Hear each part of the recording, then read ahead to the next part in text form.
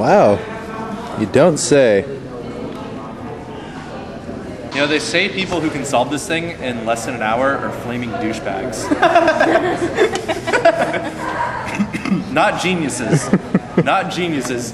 They only consider themselves geniuses because they're flaming douchebags. And they're egotistical and they're full of themselves, and I hate you, James.